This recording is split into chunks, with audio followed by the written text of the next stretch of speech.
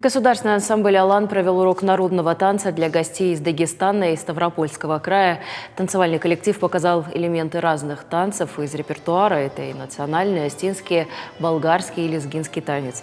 Урок прошел в рамках первого фестиваля ансамблей народного танца вузов «Иристон». Он проходил 3 дня на базе СОГУ. Фестиваль приурочили к 100-летию университета. Участниками стали 6 творческих коллективов. В программе мастер-классы, гала-концерт, где ансамбли смогли показать свой артистизм, хореографию и передать свой национальный колорит.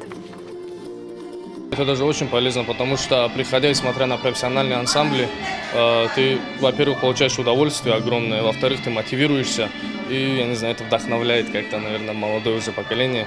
И побольше бы вот таких мероприятий проводилось. Очень красиво, разнообразно, и самому хочется аж выйти и потанцевать, если честно. Задумка о том, что все гости будут приезжать в гости к ансамблю «Иристон». И это будет не конкурс, то есть это будет взаимообмен, это будет радость, это будет студенчество. И с инструментом, языком танца они будут сближаться, дружить.